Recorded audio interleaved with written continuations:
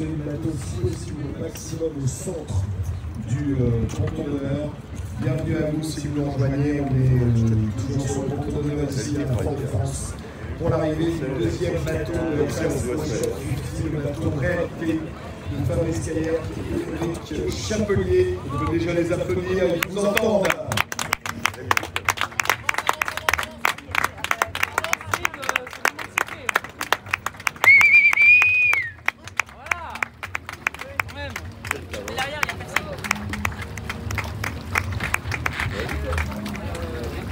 Tu veux passer la pointe avant?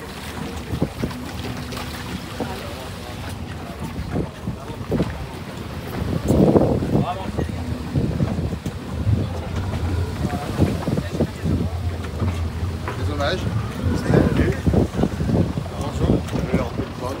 L'arrivée ici au cœur de la nuit à Fort-de-France de Fabrice Caillère et Éric Chapelier sur réalité. Bravo messieurs, bienvenue. On va laisser les équipes sécuriser le bateau. Je vais inviter monsieur Augustin Boeuf, conseiller régional en charge du nautisme à la région Normandie, accompagné de Gilles Dagotier, directeur de la Transat Jacques Vabre Normandie-Le Havre, à vous remettre le champagne.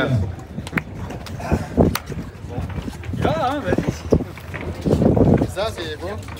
C'est le protocole. C'est le protocole. Ah, c'est le protocole là-bas, c'est obligé après. Si c'est pour une œuvre. Fabrice Caillère, Éric Chapelier, au cœur de la nuit Fort-de-France, sur le bateau réalité. Bravo messieurs. Je vais inviter Madame Cordemy, élue de la ville en charge du Conseil des sages et de l'Office du tourisme du centre, ainsi que Nathalie Martin-Jouan, déléguée à l'égalité, qui vont vous remettre les fruits.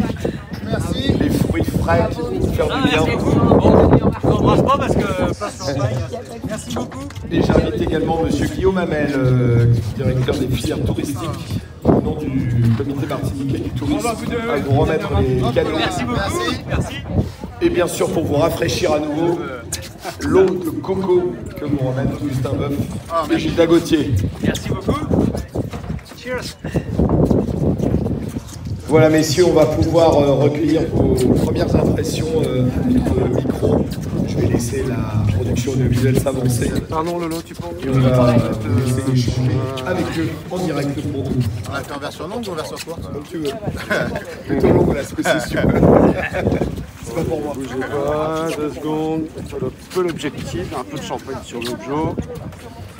Comme ça, un peu de travers. Tiens, je vais mettre, pardon, excuse-moi. Ce serait dommage, ce serait dommage. Vous êtes bien matinal, il se passe un truc ici? Ah oui, mais alors nous on se demande si le retour à la réalité est sympathique. Bah, nous, la réalité, on est toujours dedans. Hein. C'est écrit dessus. Bon alors c'était comment Fabrice cette grande balade? Oh bah, un moment extraordinaire, très sportif au début. Avec Éric, là, on n'a pas lâché le morceau. C'était un jeu entre la prudence et la performance.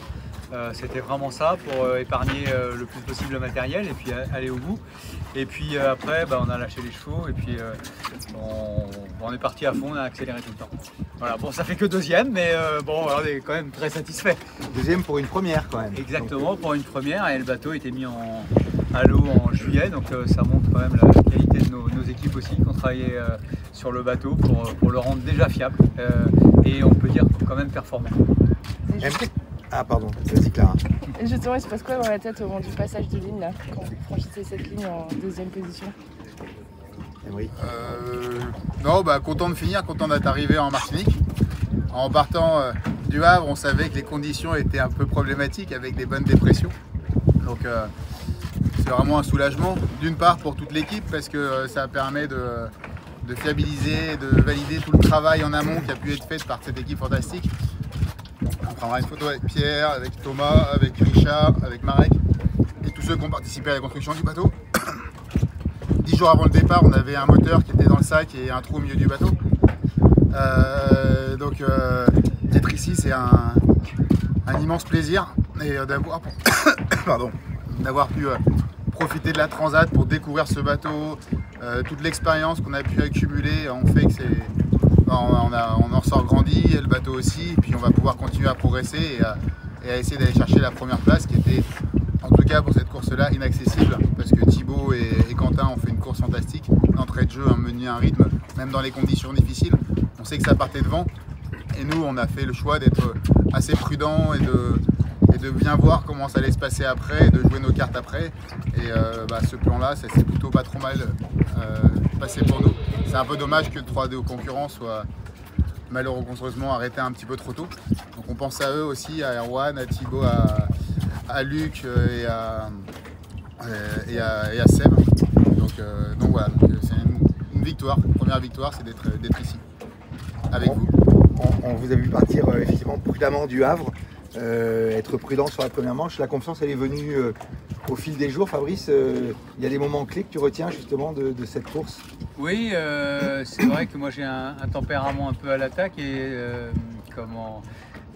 Aymeric me tempère, je dirais. Il a tout à fait raison, il a plus d'expérience que moi dans le support aussi.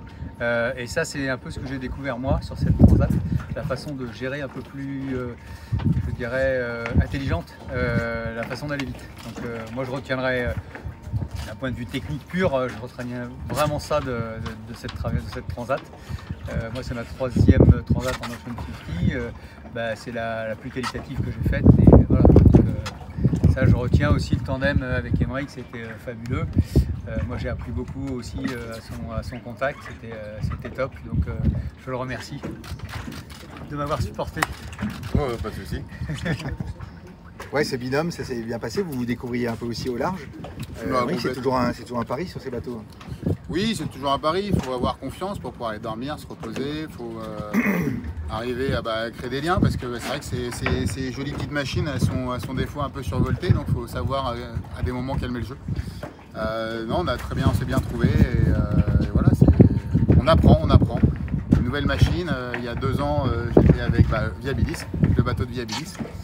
Et voilà, on apprend encore à chaque transat, à chaque bord. Et puis en partant du Havre, on avait 2500 milles au compteur du bateau.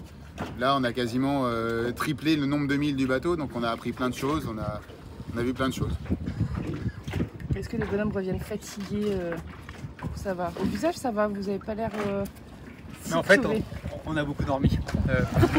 Alors, c'est un truc, mais on ne s'est pas offert le luxe de regarder des séries ou des trucs comme ça, tranquille, en se faisant des petits plats. Il y en avait un qui était sur le pont, l'autre dormait et inversement. Donc on s'est finalement assez peu parlé, comme ça on s'engueule pas, c'est très bien. Et non, c'était très sympa et on a vraiment géré ça. Et ce qui fait qu'on arrive, il y en a encore sous la pédale, quoi. Donc vraiment, là on a fait une arrivée... Moi je m'imaginais le grand bord qui glisse et tout. Enfin, on est passé par le nord, on a fait que des empannages, des trucs. Je dis pas mais jamais on va s'arrêter quoi.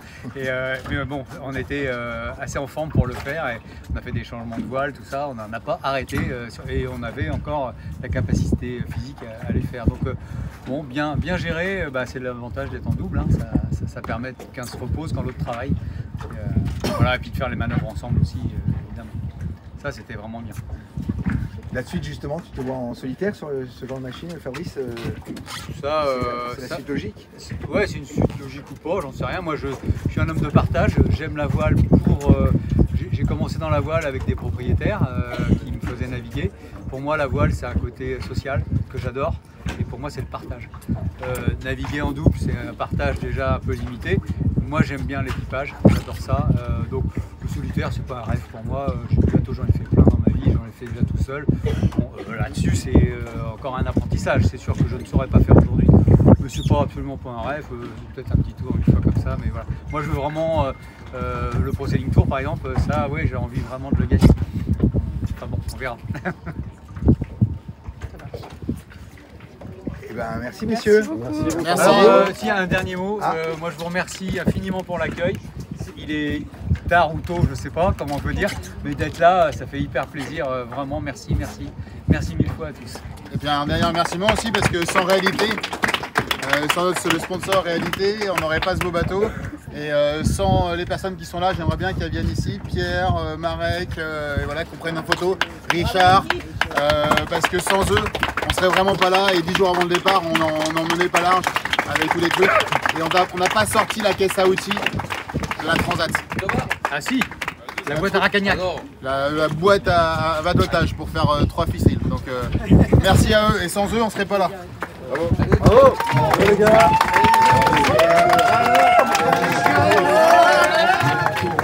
Non, on n'a pas gagné cette course. J'ai pas osé. Ah si, j'ai fait bien. C'est bon. Merci à vous. Allez, regardez bien tous ici. Et on louche pas. Ouais. Là. Bon d'accord alors. Merci. Allez pour vous aussi, allez. Allez,